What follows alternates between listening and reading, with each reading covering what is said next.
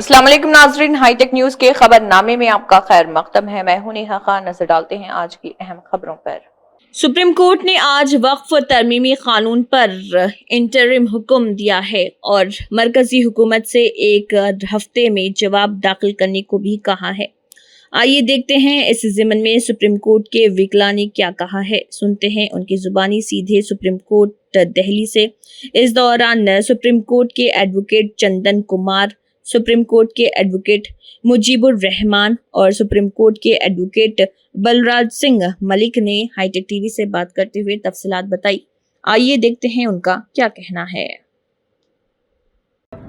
Sir ये बताइए कि जो आज सुनवाई की गई है, किसकी हार किसकी जीत को मान करके देखा जा रहा है? किसकी हार? देश की जनता की जीत, देश के मालिकों की जीत। और किसकी हार किसकी जीत? ये कोई वो थोड़ा है, क्या नाम है, जुए का गेम थोड़ा है। न्याय में सबकी जीत होती है। अगर न्याय होता है उसमें कोई हारता नहीं। अन्याय में हार और जीत होती है। कोर्ट भी अगर कोई फैसला सही करती है, बेशक एक आदमी को जिसको तुम कहते हो हार गया और दूसरा जीत गया, अगर दोनों को ये पता चल जाए, गड़बड़ करने वाले को, भाई मेरी गलती थी, वो एहसास कराना न्यायिक व्यवस्था का काम है। न्यायिक व्यवस्था का काम हंटर चलाना नहीं है। न्यायिक व्यवस्था का काम है कि देश के सभी पक्ष उसमें सेटिस्फेक्शन लेके जाएं न्यायिक दरवाजे से, चाहे वो हाई कोर्ट हो, सुप्रीम कोर्ट हो, चाहे डिस्ट्रिक्ट कोर्ट हो। और वही काम पार्लियामेंट को करना होता है। कानून बनाते वक्त बेशक एक पक्ष के लिए कानून बना रहे हैं, ज़रूरी है देश के लिए, मगर उस कानून से देश के 142 करोड़ लोगों की तसल्ली होनी चाहिए। वो असली कानून है। अगर उस कानून से एक पक्ष खुश होता है और दूसरा पक्ष नाराज होता है, वो देशद्रोह है। वो कानून नहीं, वो बदमाशी है, गुंडागर्दी है। वो गुंडागर्दी पार्लियामेंट भी कर सकती है। पार्लियामेंट जो बेवकूफ़ी करती है उसका अंजाम भुगतना होता है, जैसे आज भुगत रहे हैं। कितने लोग मुकदमा लेके आए हैं। जिस सुप्रीम कोर्ट को और मुकदमे निपटाने चाहिए थे, उनको वो काम करना पड़ रहा है जो पार्लियामेंट बेवकूफ़ी से कर नहीं पाई। अगर पार्लियामेंट काम करती, अपनी ड्यूटी करती, सबकी राय मशवरा लेके करती और जो लोग इफेक्टेड थे उनकी बात मान के करती, घर में जिसके खिलाफ हम फैसला ले उसको गुड फेथ में लिए बगैर वो घर टूटते हैं। उस घर में विभाजन होता है, उस घर में कलेश होता है। इसी तरह से पार्लियामेंट भी एक घर है और उस घर को चलाने वाले हमारे जो पार्लियामेंटेरियन, उनकी ड्यूटी बनती है कि हम जो भी फैसला ले उसमें पूरे देश में शांति और अमन बढ़ना चाहिए, घटना नहीं चाहिए। या तो घट गया, इसमें अब मैं भूल जाऊंगा, वरना एक मैं निवेदन कर लूं अपने मुसलमान समाज से, भाइयों से, कोई ऐसा काम मत करिए। जैसे किसानों ने 13 महीने 700-800 से भी ज़्यादा किसान शहीद हो गए और कानून वापस हुआ देश के अंदर। अगर वो उस वक़्त किसान वो लोग थे, सारे मजबूत लोग थे, जो सरहदों पे भी जिनके बच्चे लड़ते हैं, जो आज़ादी की लड़ाई में भी लड़े, और आज जब राइट टू एक्सप्रेशन, तानाशाही के खिलाफ भी वही लोग लड़े सबसे पहले इस देश में। बाकी देश की हिम्मत टूट चुकी थी। आज यही काम मुसलमान समाज को करना है और उस सब लोगों को करना है जो हितैषी हैं कि मुसलमान समाज के साथ न्याय होना चाहिए। एक भाई के साथ अन्याय पूरे देश के साथ अन्याय है, एक के साथ न्याय सबके साथ न्याय है। इसलिए बहुत ज़रूरी है कि कोई भी ऐसा काम ना करे। इनको शासन मानसिकता वाले लोगों को, कट्टरवादी मानसिकता वाले लोगों को, वर्णवादी मानसिकता वाले लोगों को बहाना ना मिल जाए हिंसा करने का। इसलिए हमारी सबकी ताकत इकट्ठा पॉजिटिव रहना और कोर्ट में अपनी दलील रखना और शांति बनाए रखना सबसे मजबूत हथियार है। इसलिए कोई बहाना मत देना ताकि ये दुष्प्रचार करे देश के अंदर कि देखो हिंदुओं तुम फेवर में खड़े हो मुस्लिम समाज के और ये बदमाश लोग हैं, ये हिंसा कर रहे हैं। ये हिंसा बहुत छोटी चीज़ है, इसके लिए ये काफ़ी लोगों को मरवा सकते हैं जिसके हाथ में ताकत है, और बदनाम भी कर सकते हैं। मीडिया भी इनके हाथों में, गोदी मीडिया। तो इसीलिए शांति से पूरा देश आपके साथ है, जायज़ बात के साथ है, इस अन्याय के खिलाफ है पूरा देश। और जो थोड़े से कट्टर हिंदुओं को छोड़ के बाकी कोई इस बात के साथ नहीं है कि किसी के साथ अन्याय हो। मुसलमानों को सड़क पर आना चाहिए, क्या कहेंगे? सड़क तो हमारी साजली है, जब उसकी आवाज़ कोई ना सुने सड़क पे आने से कौन रोकेगा? तो राइट टू एक्सप्रेशन है, अपना विरोध प्रकट करने का एक तरीका है, मगर वो कानून के दायरे में होके। मगर अब सरकार का जो रवैया है ये ब्रिटिश हुकूमत से भी ज़्यादा खतरनाक तरीका है। ये लोग जंतर मंतर पे भी, दिल्ली में भी लगातार धारा 144, 163 लगाए बैठे हैं। ये धारा 44 अंग्रेज़ों का इस देश को गुलाम बनाने के लिए, राइट टू एक्सप्रेशन, उनका आवाज़ बंद करने के लिए ये धारा थी। ये धारा करनी चाहिए थी तो कैंसिल, किसी भी सरकार ने कैंसिल नहीं की, मगर अब ही इन्होंने सबसे ज़्यादा दुरुपयोग उसका किया कर रहे हैं। इसलिए लोगों को जरूरत पड़े तो प्रदर्शन जरूर करने चाहिए, उसको कोई रोक नहीं सकता। सर 2019 में सीए के खिलाफ रात भी बड़ा शांतिपूर्ण प्रदर्शन हुआ था जी। लेकिन उसे मोड़ कुछ और दिया गया। उसको मोड़ दिया गया, उसको तानाशाही से दबाने की कोशिश की थी और कई युवा अभी भी जेल में उस वक्त के लोग हैं। और इसका हम बार बार कहते हैं, जो लोगों के ह्यूमन राइट, जो कोई भी एडवोकेट जो राइट टू एक्सप्रेशन किसी संविधान के द्वारा ही दिया हुआ अधिकार नहीं है, ये प्रकृति से मिला हुआ अधिकार है। किसी की आवाज़ बंद करने का मतलब है अस्तित्व के को चैलेंज करना, अस्तित्व के नियमों की उल्लंघना करना। अस्तित्व ने आदमी को बोलने के लिए बनाया। साहब, आज सुप्रीम कोर्ट ने एहसास करा दिया केंद्र सरकार को कि गलत है केंद्र सरकार। 100% एहसास तो है ही, तभी तो अपने आप ही कह दिया हम नहीं करेंगे। जब मैं टाइम दे दो, हम ऐसा नहीं करेंगे, वैसा नहीं करेंगे, डिनोटिफाई नहीं करेंगे, कलेक्टर जो कर रहा है वो काम अभी नहीं करेगा। ये सारा का सारा एक तरह से स्टे है, प्रेशर है कहीं ना कहीं। उनको समझ लिया कि कोर्ट ऐसा करने जा रही है, मगर उन्होंने अपनी दलील दे के बस इतनी जान बचा ली आज कि भाई वो डायरेक्ट स्टे ना किया जाए। मगर है मुसलमान को खुश होना चाहिए, सर बात पूरी कर लीजिए। कि यह बात मुसलमान की और देश के नागरिक, इस देश के नागरिक की बात है, खाली मुसलमान की नहीं। अब ये मुसलमान के साथ अन्याय का मतलब ये नहीं है कोई दूसरे देश, हम ये इस देश के दूसरे नागरिक खुश होंगे। पड़ोसी के साथ अन्याय हो रहा है और सामने वाला पड़ोसी खुशियां अगर मनाएगा तो उसको भुगतना पड़ेगा। सर क्या अगर हम अपने पड़ोसी के साथ, अपने भाई के साथ खड़े हैं तो वो आफत हमारे ऊपर भी नहीं आएगी। न्याय के लिए खड़े होने वाले देश के लोग और देश के ज़्यादातर युवा इसी पक्ष में है, किसी के साथ अन्याय ना हो और पार्लियामेंट कोई कानून समझदारी से बनाए। सुप्रीम कोर्ट पहले भी कह चुके हैं, अभी भी इन्होंने जल्दबाजी की है। ये सारा का सारा पार्लियामेंट का भी मिसयूज़ कहाँ हो रहा है, सिर्फ इलेक्शन जीतने के लिए और कोई काम नहीं। सर, वक्फ के निगरान जो है, क्या उनकी भी इसमें गलती रही है पहले? जो निगरानी में थे, जो निगरानी जिनकी देखिए, सुधार की तो जरूरत है हर जगह पे।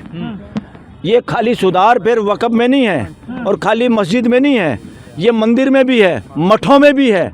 ये सारे के सारे केंद्र इस तरह के हो गए। बहुत जगह तो धार्मिक स्थान हमारे हो गए हैं देश के लोगों को कट्टर बनाने के लिए।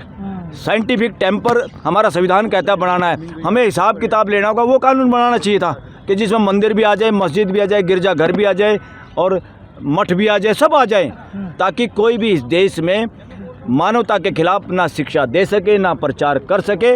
और जो भी कहीं इलीगल बना भी हुआ है तो मान लो आज के दिन या तो उसको लीगल करने का तरीका एक ही कानून बनाए।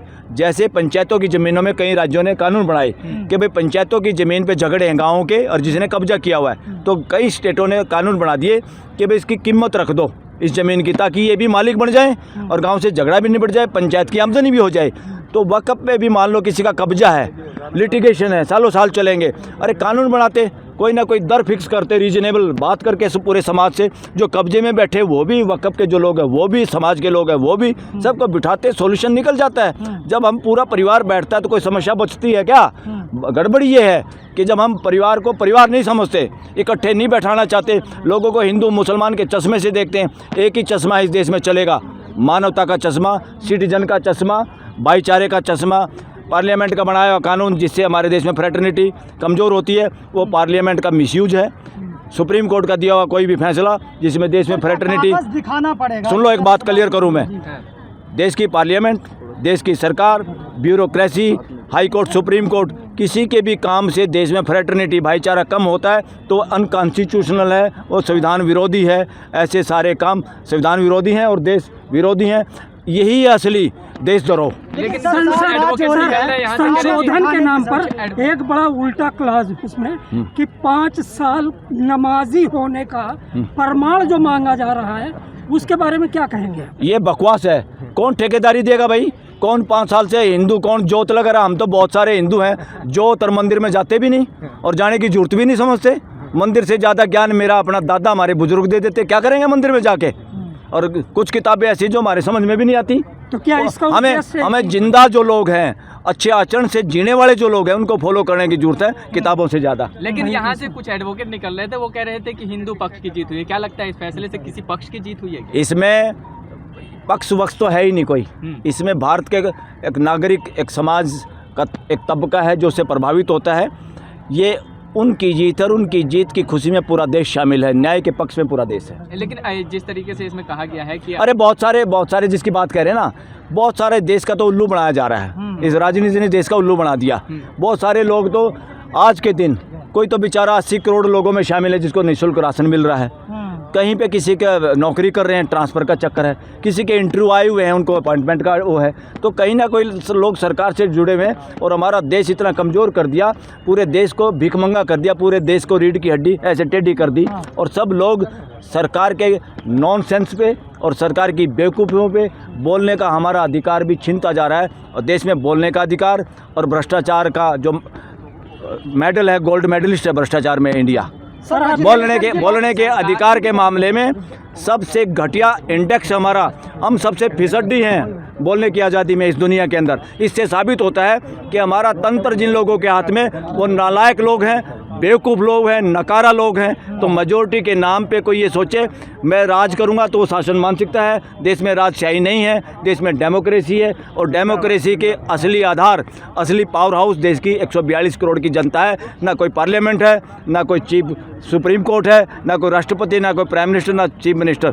देश के लोग और देश के लोगों का भाईचारा इस देश का संविधान के हिसाब से सबसे मजबूत चीज़ है। सर, तो क्या आपको लगता है कि सरकार सरकार इसके बाद कोई कदम वक्त को हटाने के लिए नहीं उठाएगी? अरे उठाएगी तो पहली बात तो जागरूक होना चाहिए देश को। ये सरकार के भरोसे सोने वाले वैसे ही हो गए जैसे बादशाह और सुल्तान के भरोसे सोने वाले लोग। तुम आप बादशाह या सुल्तान या राजे महाराजे हमारे क्या करते थे, देश जाए बाढ़ में, देश के बच्चे चाहे रांडे घूमे, वो अपने कहीं कहीं 1000 रानियाँ रख लेते थे। तो किसके चक्कर में रहो आप? डेमोक्रेसी जब चलेगी जब देश के लोग जागरूक होंगे। डेमोक्रेसी तभी काम करेगी जब देश के लोग हिसाब मांगेंगे, जागते रहेंगे। घर का मालिक नहीं जागना बंद कर देगा तो खुद का चौकीदार घर वाले की भी हत्या कर देगा, सारा सामान लूट के भाग जाएगा। क्या अमित शाह जो कह रहे थे, अमित शाह जो कहना पड़ेगा, जिस तरह से कोर्ट ने भी कहा कि 14वीं और 16वीं शताब्दी का जो जमीन 16वीं शताब्दी के कागज देखेंगे ना, बहुत सारे मंदिरों के अगर असली कागज देख लिए, खुदाई करके देख लिया ना, बहुत सारे मंदिर तो अभी से बौद्ध विहार घोषित करने पड़ेंगे और करने चाहिए। जो असल में ये देश सनातनी देश था और इसमें असल में जिसका एक बोलबाला दुनिया में भी है अहिंसा के नाम पे, वे बौद्ध परंपरा को नष्ट करके ही सो कॉल्ड कट्टर हिंदुत्व पैदा हुआ। ये असल में बौद्ध का देश है, सनातनी परंपरा का देश है और सनातनी परंपरा को एग्जिस्टेंस सह अस्तित्व में विश्वास करती है। पूरी दुनिया, पूरी कायनात सह अस्तित्ववाद ही मानवता का एक शरण सतली है, सब मिल के रहेंगे तभी हमारी सबकी नैया बेड़ा पार होगा। इसमें हिंदू मुसलमान का कोई मायने नहीं। क्या अमित शाह जो कह रहे थे कब्जा मुक्त कराना नहीं, आप एक मिनट, अमित शाह जो कह रहे थे कानून तो सदन ने बनाया है, मानना ही पड़ेगा, क्या कोर्ट ने उसको करारा जवाब दिया है? अरे अमित शाह कितने लोग हैं कि कह रहे थे, अमित शाह कह रहा था, ऐसे बोलो। ये कह रहे थे क्या होता है? तुम कह रहा है और वो कह रहे हैं, क्या है ये? बहुवचन है, कई लोग हैं क्या? 10 सिर वाला आदमी है क्या? हाँ। ये ए लगाना बंद करो। इस देश का मजबूरी में भिखारी भी उतनी इज्जत रखता है जितना इस देश के राष्ट्रपति भवन में बैठी हुई राष्ट्रपति और प्राइम मिनिस्टर। ये ए हो जाता है और आप आ रहते हो।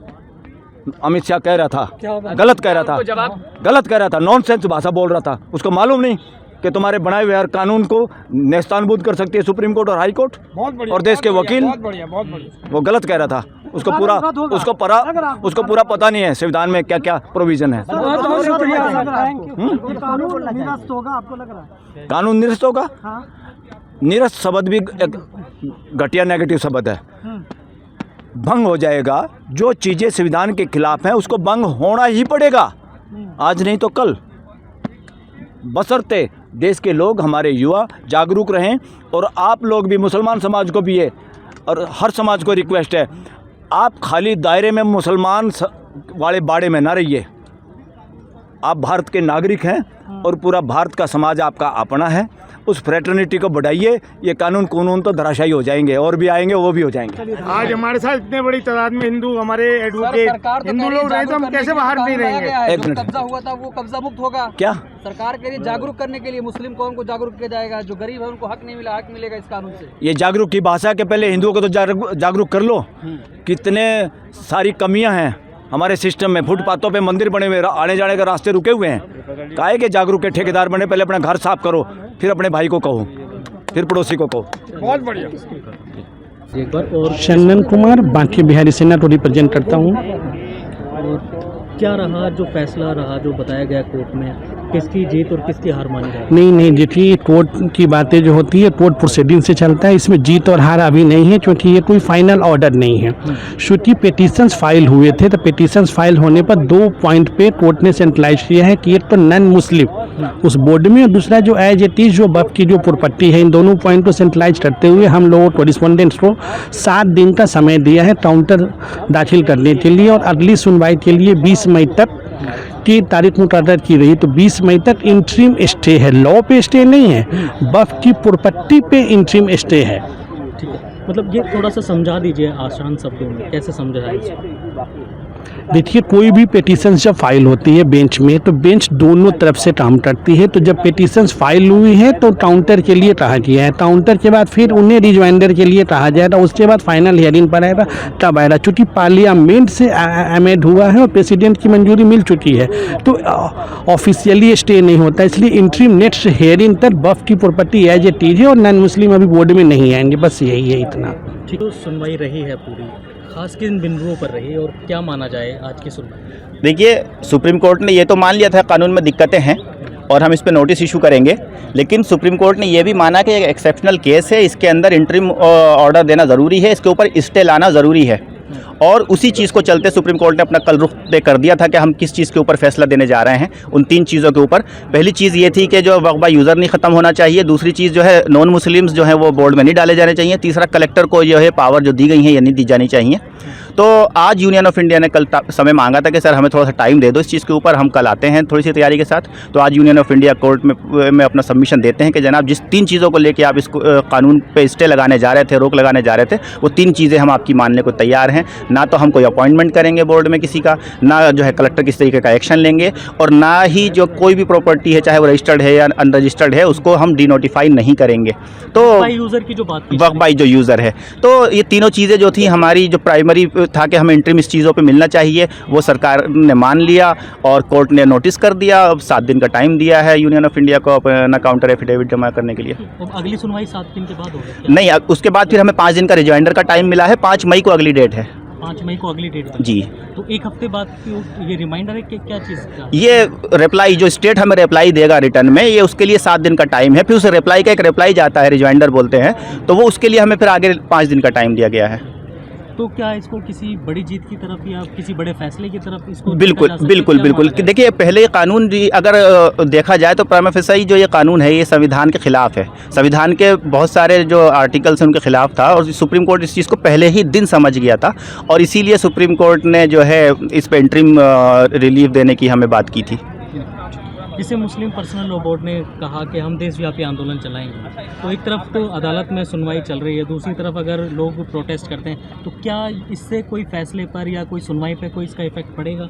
नहीं देखिए, या नहीं, एक कानूनी नज़रिए से क्या? नहीं देखिए, लोगों का अधिकार है प्रोटेस्ट करना, वो प्रोटेस्ट करें, वो एक संवैधानिक अधिकार है वो भी, लेकिन प्रोटेस्ट तब होता है जब उनकी मांगें पूरी नहीं हो रही हो, उनकी चीज़ें पूरी नहीं हो रही हो या उन्हें कोई गलत अंदेशा हो। लेकिन अभी तक हमें ना तो कोर्ट की तरफ से ऐसा कोई रवैया नहीं दिखा कि जहाँ कोर्ट के ऊपर हम कहें कि भाई हमारे साथ कुछ गलत हो सकता है। और कोर्ट ने जो है बहुत ही न्यायपूर्ण जो है वो तरीके से चीज़ को समझा और एक फ़ैसला दिया।